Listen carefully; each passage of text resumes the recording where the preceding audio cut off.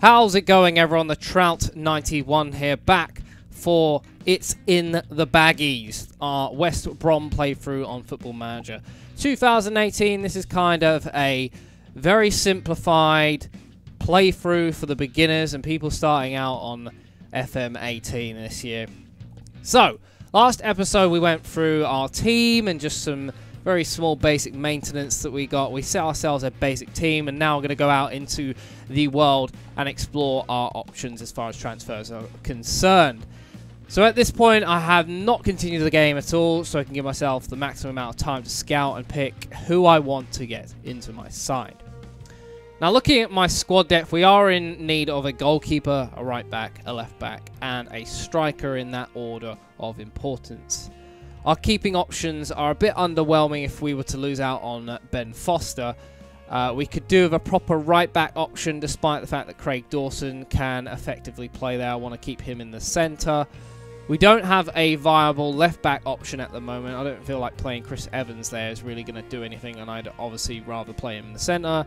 Finally, we do have Rondon, Rodriguez and Robson Kanu up front, but Robson Kanu I don't really want to keep. I want to try and move on if I can, so getting a better striker, or at least a younger striker with potential to grow, would be my ideal fit. I also make sure my scouting package is on the best it can be to maximise the pool of players that I can find in the scouting market. Now, first, I always check the free agent and loan listings. If there's anyone in particular I can think off the top of my head that I want to get in, I obviously look them up. But the first thing I'll ever do is look up the free agent and loan listings to see what is lurking about. Obviously, it's great to get a free transfer in. Usually, the free agents don't require that much of a wage because, well, obviously they don't have a team, and that is usually for a reason. There are some great options this year. I felt like last year you were a little bit limited on what you could get to your disposal. The first one is a fantastic striker, Mirko Vucinic. The ex-Juventus player last year had amazing stats for a 30-year-old, and that continues into this year. However, he always attracted interest from the likes of PSG when I tried to pick him up last year, and he snubbed all my offers of about 80,000. This year, he seems content with 20 to 30,000, and he'd be a good enough starting striker for absolutely nothing coming out of your transfer budget, and for any team at this level. So that is why I want to try and get him in for West Brom. He's not going to cost me anything. I could do with a striker. Silvio is an option I'm looking at as a player who can play left and right back. That versatility is very crucial in the Premier League. Obviously, you're limited to how many subs you can have with you at a game, so being able to free up a spot is obviously a big bonus there.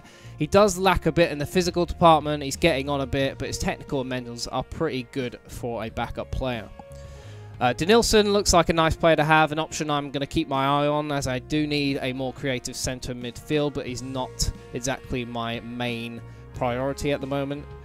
Shay Given is a nice goalkeeper to have, obviously still playing in the Premier League as of last year, I believe, despite being 40 years old. I think I'd rather have him in goal than Mihil, so I will keep my eye on him as that develops. I don't know how to say this guy's last name, so I'm just going to call him Emir. He's a player that caught my eye. He's technically a very solid defender, and he hasn't got terrible physicals for a 36-year-old.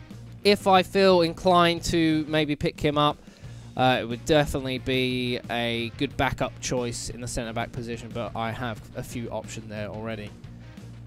Matthew Flamini, if you need a free agent in centre-mid, 100% recommend him. Probably a bit expensive as far as wages go, and not really a top priority for me, but someone to check out yourselves. Now, on to some of the potential transfers that involve a fee. Matteo Perrin from Genoa has really caught my eye, valued at 8.75 million. Probably get him for about 10 million, around that mark, which would be a good pickup. Being 24 years of age, he's a great keeper already. You look at those stats, and although they're not exactly to the fine detail what exactly his stats are, they still look good even for the minimums that you're getting there. You know they're not all going to be the minimums. I'm going to scout into find out if he's reached his full potential or not, get a more accurate reading on his stats. Hopefully he's got some space to grow as well, which would be a great investment long term for the club. Stefano Sturaro, even though I'm not really that bothered about getting a centre midfielder, he popped up because my scouts recommended him. Only 24 years of age with some nice looking stats from what I can make out of him, and he could be available for a pretty small fee according to the scouts out there. I'm not particularly, again, looking for a centre mid.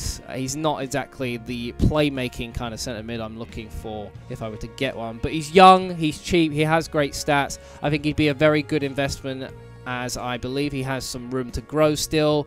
If we acquired him and Perrin, they'd socially settle in, as they're both Italian, so it would be nice for them to have their own little social group, which will obviously help their morale and the chemistry in the team a little bit further. Another striking option I'm considering is Fabio Quagliarella. I hope I got that right. It's a bit of a mouthful, that one.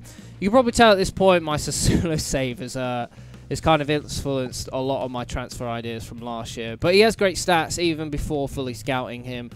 He'd barely cost me anything. However, being 34, it may seem like a wasted investment long term. I spoke about how I may need a playmaking centre mid in the last episode. Thomas Rosicky could be a decent option, but his age and physicals are turning me off at this point. I'm looking into Fabio as a potential solution to my left back and right back options. His stats are okay across the board, but they're not outstanding, and I'm not sure that he's worth at least 5.75 million. I suppose his price tag is justified by his age and versatility, but I'm not sure it's really a good investment. Gotoku Sakai is almost identical to Fabio, similar stats, 26 years old, able to play left and right back. He's also upwards of 6 million, which I'm not sure is worth it. The thing that is attracting me is his versatility, and the fact that he can only have so many subs in the Premier League means he would free up that spot on the bench, and it's a similar situation with Fabio. I think the benefit of having Fabio instead is he knows English and he's played in the Premier League before.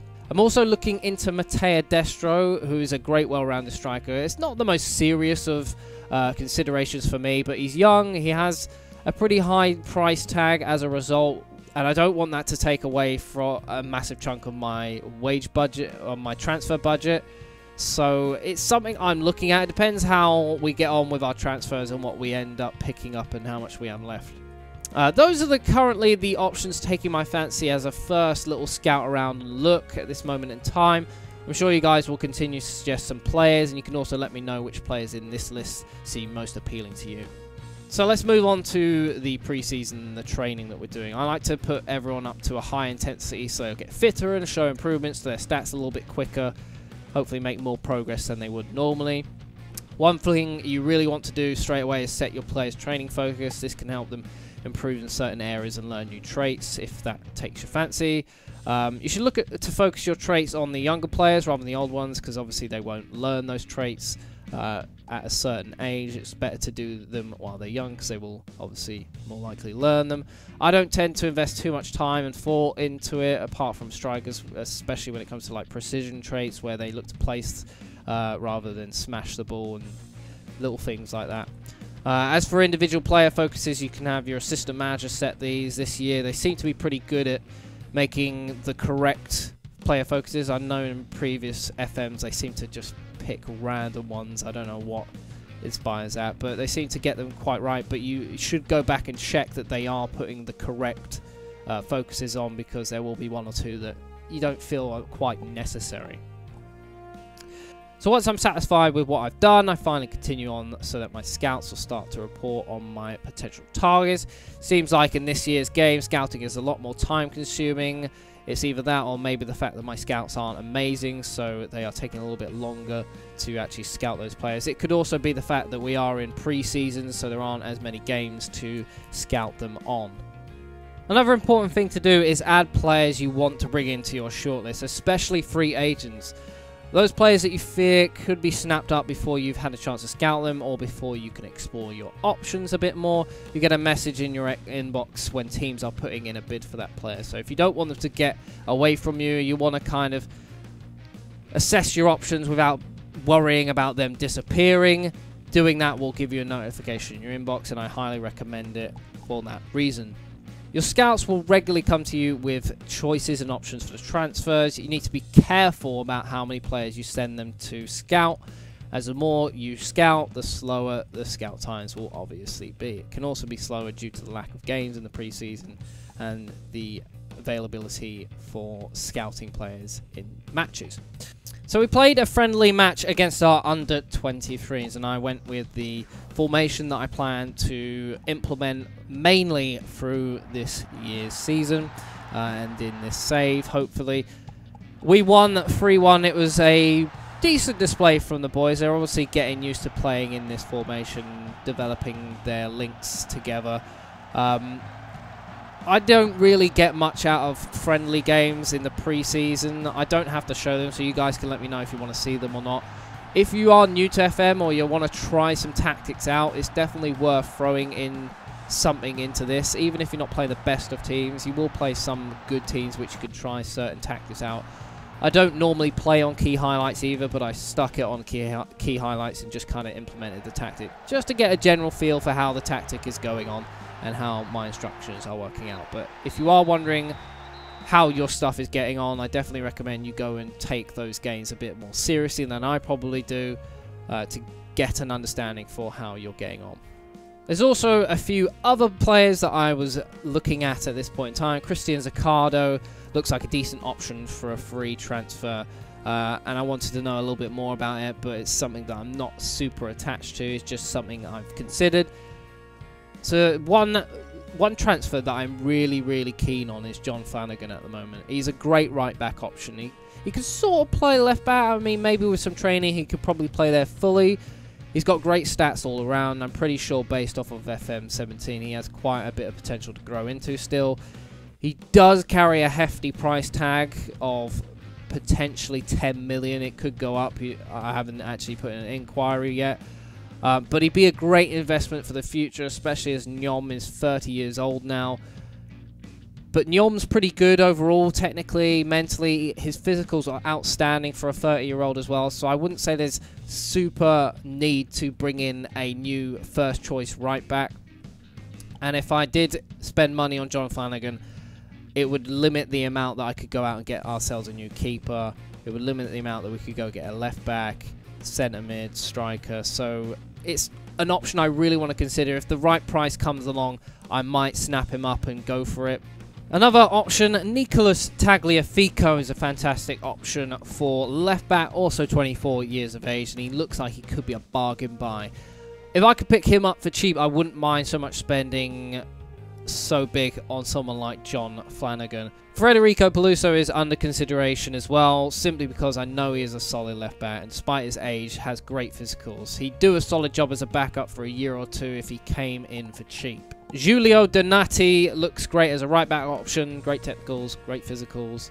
Giuseppe Rossi, another free agent who should be on your radar if you are looking for a backup striker. He fits the bill very well, great as a second striker as well to have a creative man like him in the side helping your main striker bag some goals. Now I'm also looking into Lys Mousset as a potential loan player, just to have another striker available if for some reason I don't bring in one myself.